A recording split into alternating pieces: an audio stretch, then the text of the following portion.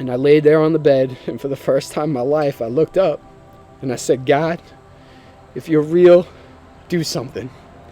Because I'm broken.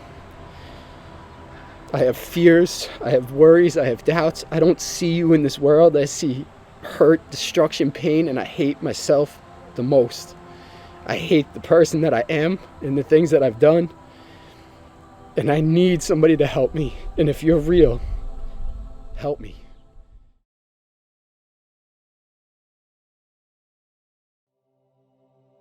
I grew up in a pretty broken home.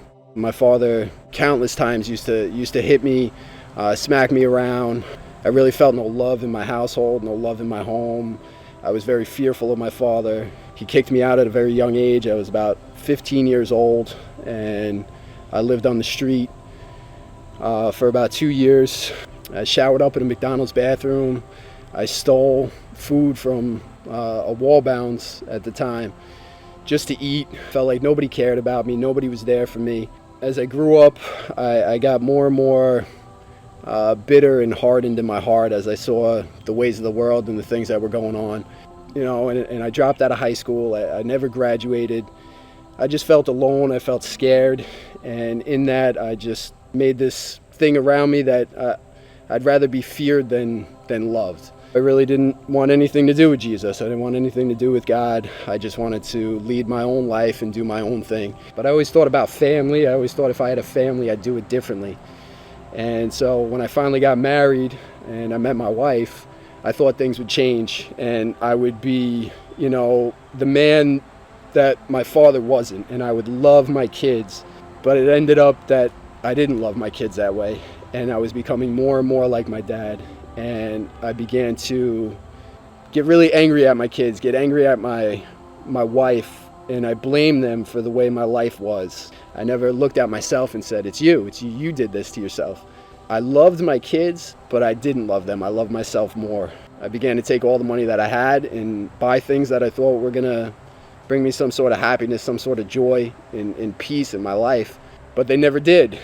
And it just grew more and more debt. And I got more and more angry, and I drank more and more, and then I started hanging with the wrong guys and the wrong crew, and I ended up getting arrested. I used to curse and scream at my wife. I would cut her down with my words. I would punch holes in walls. My kids were fearful of me. The very person I didn't want to become is the person that I ultimately became in my life. And it got so bad that me and my wife talked about getting a divorce. And I think my exact words when we sat there outside that day at my in-laws' house is, fine by me. If that's what you want, I don't care. That's how hard my heart was, but I began to think about it, and I was like, I really don't want to lose my wife and lose my kids, and where am I going to go? I was living at my in-laws at the time. I had spent all my money on ridiculous things. I didn't save any money. I had no career path. I had no hope. I had no future. And I felt like I'm just going to be alone again, and I'm going to be now this 30-year-old guy on the street like when I was 16. And I don't want to be that guy, so I was just fearful. And me and my wife talked, and she said, unless you change, unless you do something with your life, then I just want out. And so I said, okay, I'll look for something to do.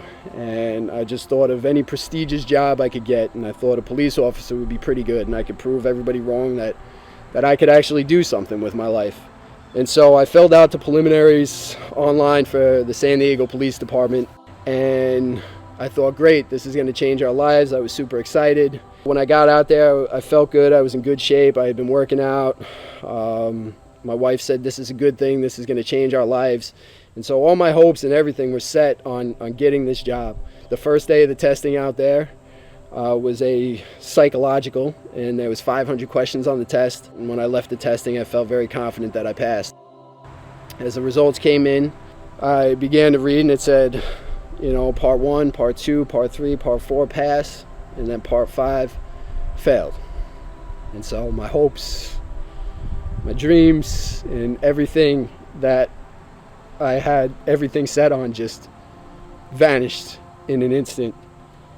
And my wife called me right in that moment, and she said, how's everything going? I picked up the phone and I said, it's great, everything's good, this is going to change our lives. I didn't have the heart to tell her. And I began to think of how much I've messed up my life. And I was supposed to be out there for 3 days. All I could find myself doing is lying to my wife every day, telling her I've passed. I went on to the next exam and just drinking every night. I thought to myself, I can't go back. I can't go back to my family. I can't go back to my wife and tell her that I failed. And the last night that I was there, I decided to just take my life. And I had a bottle and I had some pills. I actually barricaded the door shut because I didn't want anybody to come in, even if I called out for help, because I knew in my own heart I might, and just tell somebody to help me and to save me, but I didn't want anybody to be able to save me. I just wanted to die. But I had this fear in my heart, like, where am I going? What's going to happen to me, you know? But I just knew that I didn't want to be here anymore. I filled up the bathtub and I thought, I'll take this bottle, I'll take these pills, and I'll just go to sleep, and I'll just drown, and I'll just not wake up, and I'll be free of this pain and this suffering that I'm feeling in this world. And I'll be free, and everybody will be free from me, because the world's just better off without me. I was believing every lie that the devil spoke to my head. And I laid there on the bed, and for the first time in my life, I looked up, and I said, God, if you're real, do something. Because I'm broken. I have fears. I have worries. I have doubts. I don't see you in this world. I see hurt, destruction, pain, and I hate myself the most. I hate the person that I am and the things that I've done. And I need somebody to help me. And if you're real, help me. And I found myself reach over to the drawer, and there just happened to be a Bible in it. I never read the thing before in my life. I picked it up and I began to read in Genesis, because I didn't know where else to read, you know. And it said, in the beginning, God. And God created, you know. And I was like, wow, all right. Well, if you created me, then you can fix me, because I'm broken and I'm hurting and I need you to fix me. And I fell asleep, Bible on my chest, and I didn't do what I planned on doing. And it had been the first night in about 25 years that I slept solid through the night. I went down and I had some breakfast at the hotel, and the waitress there wouldn't even talk to me. I kind of just wanted somebody to talk to me and tell me like everything's going to be okay. And as I was going back to my room, this woman carrying a cart of linens, who was catering an event on the 9th floor, happened to come in to the elevator with me. And I was sitting there thinking, maybe I should just finish what I started the night before, because I really don't feel any different. And the fear and the shame and the guilt of my sin and everything that I've done just gripped my heart again. And I thought to myself, I'm going to end everything, and this is it for me. And that's when the woman in the elevator just started making small talk with me. Just started asking me questions. You know, were you in the military? And I just answered yes. She probably just saw this haircut, and I just said yes, and I never was. And she reached out her hand, and she said, thank you for your service. And I felt like the worst person in the world, because now I'm stealing somebody's honor who defended this country, and I've never done a good thing in my life. And all those thoughts came back to me that I'm worthless. I'm a loser. I lie about everything. I'm no good, and it's better that I just take my life. And as I stepped out of the elevator onto my floor, the woman stepped out with me. Her name was Maria. She said, I need to ask you something else. And I turned and I looked at her, and I noticed that the doors were shut and her stuff was still on there. And I said, ma'am, your stuff's on the elevator. And she said, it doesn't matter. I don't care right now. And I felt something like just take hold of my heart before she even spoke. And she said, I need to ask you a question. And she looked right at me and she said, if you were to die today, are you 100% sure you're going to heaven? Any other time in my life, I would have said, you know, get away from me. I don't need that right now. But it struck my heart. It was like something just drove straight through my heart. And I began to cry, and I said, no, I'm not. And that's the question I've been asking myself. And this woman looked right at me and she said, God is calling me to you right now. and he doesn't want you to do what you're about to do. And I said, what's that? And she looked at me with tears in her eyes and said, you want to take your life? And I just began to cry and say, how could you possibly know that? She said, I don't, but God does. And he loves you, and he wants you to know what Jesus did for you upon that cross. And she began to speak to me about Jesus in a way I never heard before, and how much he loved me, and why he endured that cross, and all that it meant. And it was like filling in the gaps of everything that I heard before. It was just making sense. And she grabbed me and she said, come with me. And we went to the 9th floor, and her sister was there, and these women began to pray over me, but in a way I never heard before. And at first I was just listening to them, and they were talking to God as though they knew him. And in an instant I realized, like, I don't know him like this. And that's when the woman said, just pour out your heart to him, ask his forgiveness, and he will forgive you, I promise you. And I said, God, forgive me for the lying, for the cheating, for the stealing, for hurting everybody that I've hurt. Help me, save me, because I don't know what to do anymore. I realized in an instant, as I was before the mercy seat of God, that if he was to say to me in that moment, like, get away from me, that would have been right.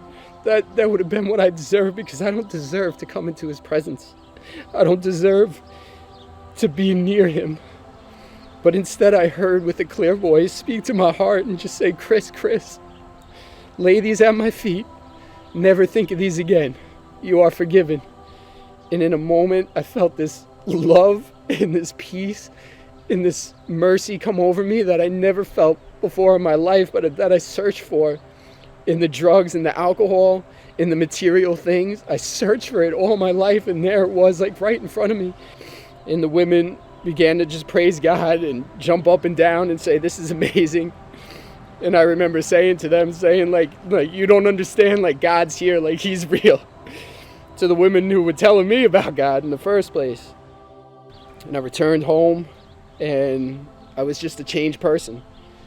My wife saw it immediately. My in-laws, everybody, I began to just tell everybody about Jesus. I even told somebody about Jesus on the plane on the way home, and what God had just done in my life. I didn't know anything about him. I hadn't read the Bible or anything. But what made it so real to me is 2 weeks after, I had just finished reading, or actually I think a friend of mine sent me 2 Corinthians 5:17, which says, whoever is in Christ is a new creation. The old is gone, the new has come. And I was like, the old man is really gone. Like, I was not that guy anymore. I never drank again. I never smoked again. I never did drugs again. I never even watched explicit things again on the internet. I was just a completely changed man. And I was putting my daughter to sleep. And, I hardly ever kissed her before she went to bed. I really wasn't that loving towards her. And she saw it, and she was only 4 years old, but she saw the guy that Daddy was before. And as I put her to sleep, I prayed over her, and she grabbed my arm, and she said, Daddy, what changed in you? And it broke my heart, because she could see the change, and I thank God for it. And I said, Jesus, you changed my life. He is the true Son of God. He is God. And he's given me a second chance to love you, and I'm going to do my best to love you as he shows me how to. And she grabbed me and she hugged me, and she said, I love my new daddy. The very verse that I just read. I don't do everything perfect, and there's many times that I fail, but I know that I could come to him, and I know that he's forgiving, and he's loving, and he's merciful. And I pray for anybody who watches this, and anybody who is feeling the way that I was feeling. God is there. He is ready and willing to forgive you of everything. He wants to draw close to you, and he wants you to draw close to him. And all you have to do is come to him by way of that cross, believe that his son died, believe that he rose again, and ask for his forgiveness, and he will forgive you.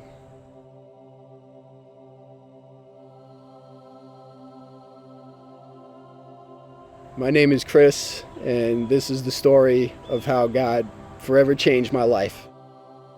I have been crucified with Christ, and I no longer live, but Christ lives in me. The life I live in the body, I live by faith in the Son of God, who loved me and gave himself for me. Galatians 2:20.